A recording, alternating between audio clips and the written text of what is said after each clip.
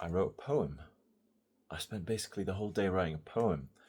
It was really, really great. I haven't written poetry. I used to go into, what would I do? I would go into the library when I was about 14, 13, 14, at break times. Instead of playing around in school, I would go and sit in the library and write poems, and they would be very dark, very kind of sinister, not sinister, but like kind of depressive teenager poems. So that was my thing. But what I learned doing that is I really learned to write from here, so that I'm feeling something, and that the act of translating that feeling onto paper. And I had such strong feelings, as like a shy guy in school trying to figure stuff out. And I used to be, really, I guess, you don't really go to the library in break time if you're super confident. So yeah, that was me. And I didn't really have that for about 10 years. I lost that connection with that creative source. And so, as I've started to be more creative, I've started the acting thing about a year and a half ago. And modeling, of course, is a little bit creative. Well, it can be very creative, but in my case, it's been sometimes creative, sometimes not. And then I've also been doing music. And my realization, maybe at some point late last year, was that all this learning to sing, learning to act, I love the things, I love them, I love doing them, but what is my real passion is writing. What do I really feel called to? Like deep down, the biggest desire is my desire to write. And acting and music, being able to sing, are just tools to help me bring whatever message out. And so it was also where I was and probably still am in many ways, the most resistant to actually allowing myself to be creative. And that's where I still had a big block, writer's block, or whatever you want to call it. A lot of people say writer's block doesn't exist, but yeah, what happened with me is I would start writing something, I might feel a little bit inspired, and then as soon as I start writing, within like 20 minutes, kind of it dries up, and I start to think about, who's gonna read this, who's gonna like it, who's not gonna like it, and that just sucks all the creativity out of it. And so for over a decade, that's been my thing, where I really couldn't connect to that energy source, that creative inspiration,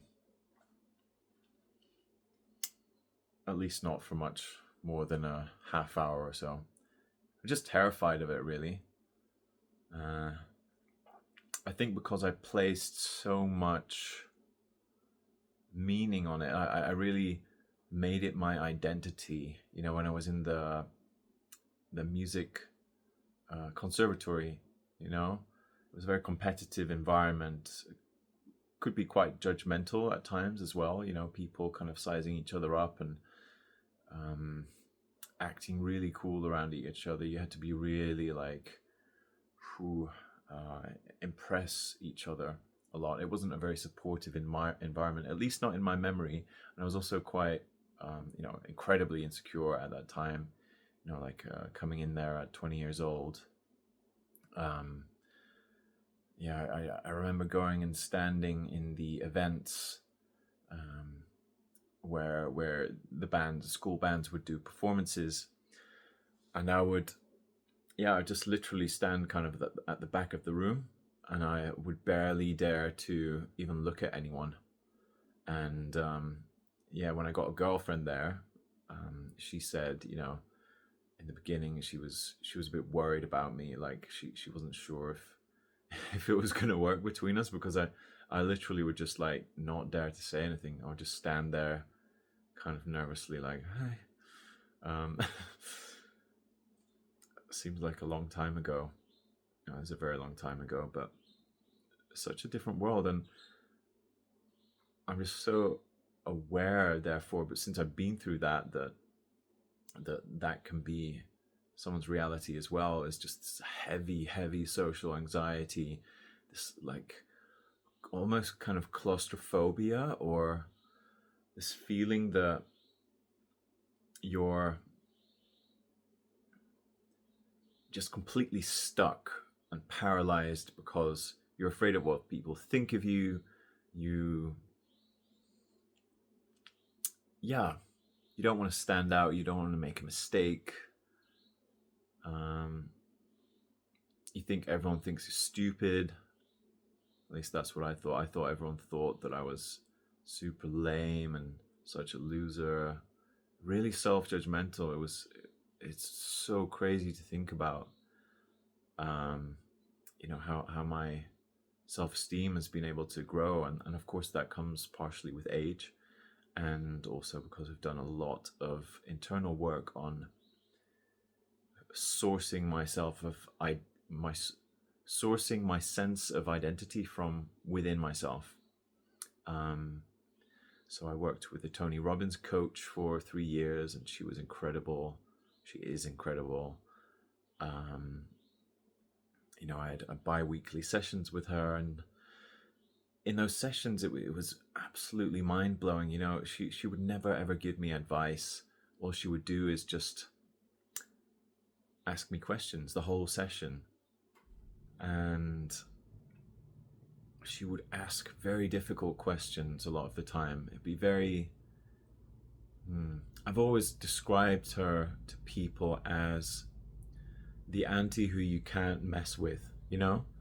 Maybe your parents were softies, but there's always that one auntie who can see through your bullshit immediately, and just, she'll never get angry with you. She'll never, you know, she'll never put you down, but she holds you to high standards, and you feel it. You really feel it when you've disappointed her because you should have known better, or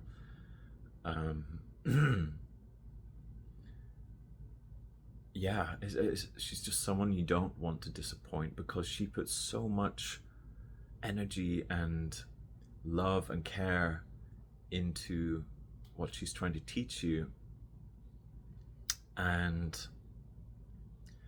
you just feel like you can't let someone down. So it really comes from, for a big reason is it comes from so much love, that just feel indebted in a way that someone could care more about your future than you do at a certain time.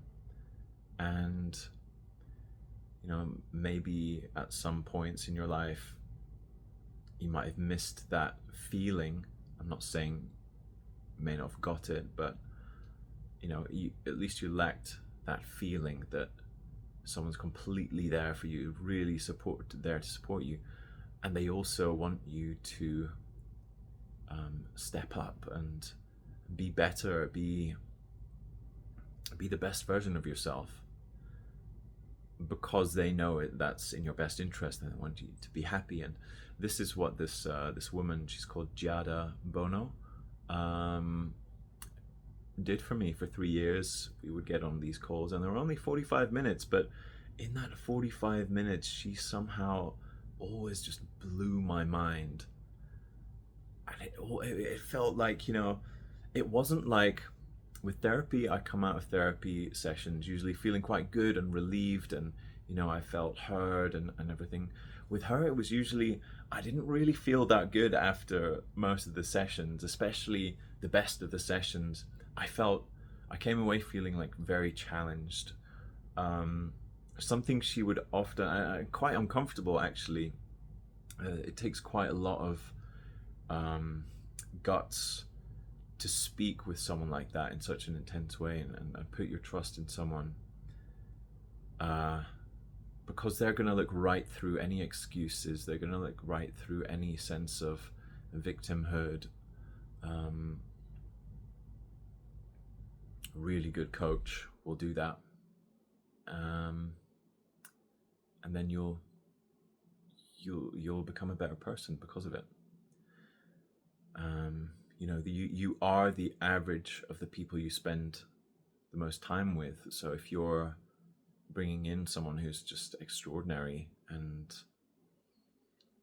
a very special individual, then you're going to learn from that the values and the level of presence that they have within a conversation or within their own lives.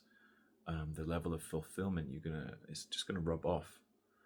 So yeah, for me that was quite a large financial investment when I did it at the time, but it's been one of the most life-changing experiences I've ever gone through.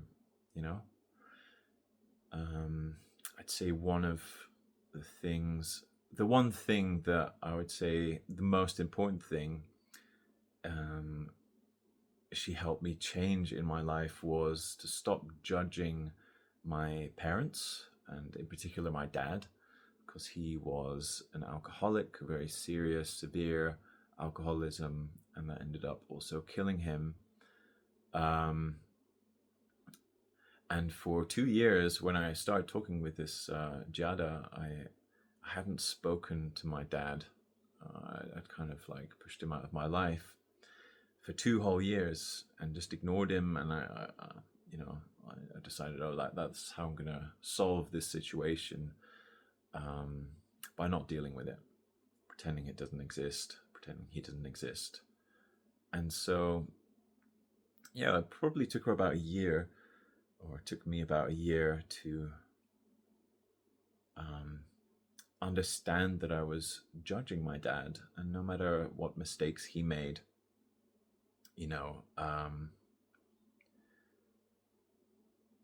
I have no right to judge him and say that he's bad or how he decides to live is bad, even though I disagree with his choices, and I think his life could have been more fulfilling, less pain. I'm not in any position to judge him, as if I'm so perfect that I can say that what he does is wrong. Or, yeah, of course I was very hurt from witnessing that happen, witnessing my dad's journey from very successful in the corporate world, very admired and praised, a man of great responsibility within his work, and then to see him suffer like that and change was very painful. But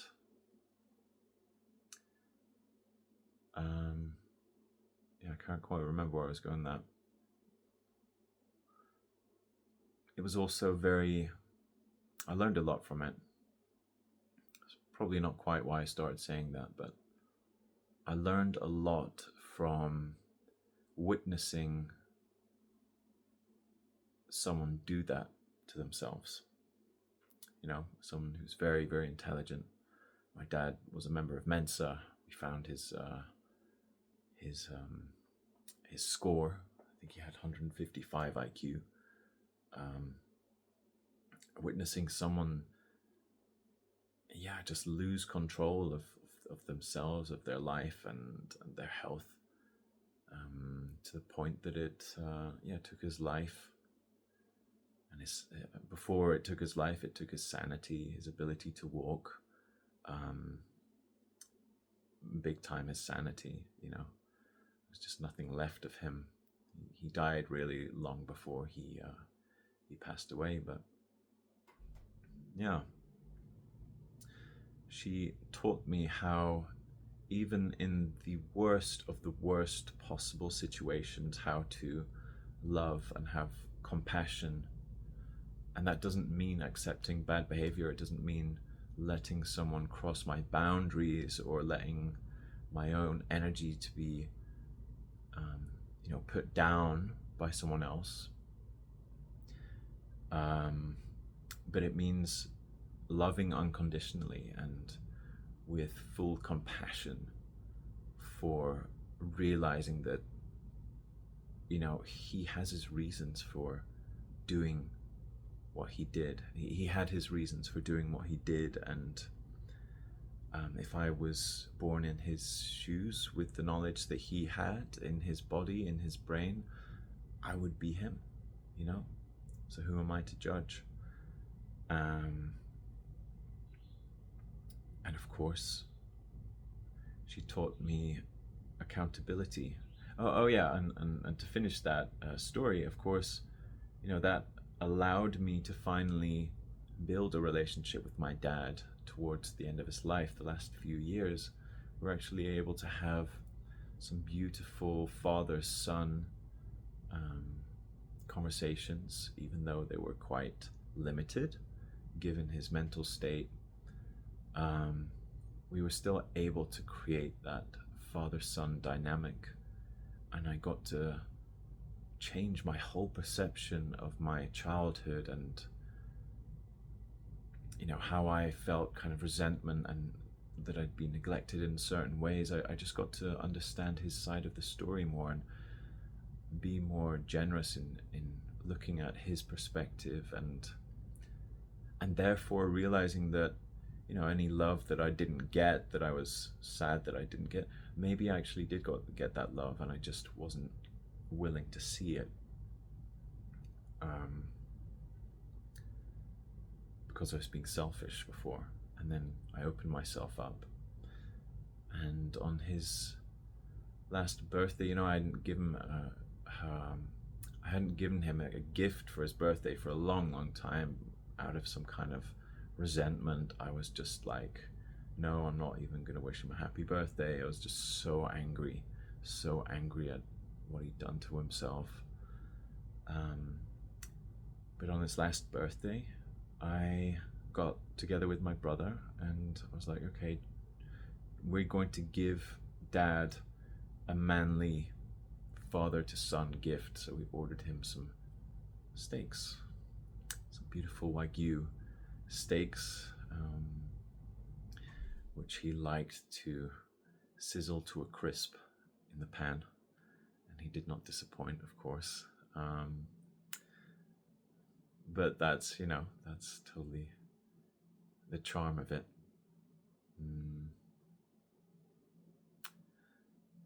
So yeah, and he was absolutely delighted that his sons had given him that gift.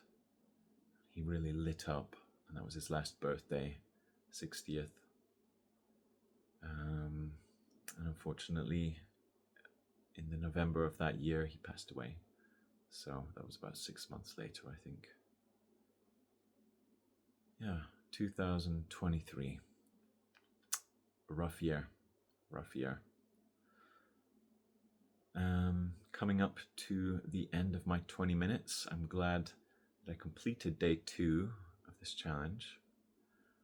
Yeah, it's been great actually. Today was so much better than yesterday. I was in a great mood. I felt like I was able to express myself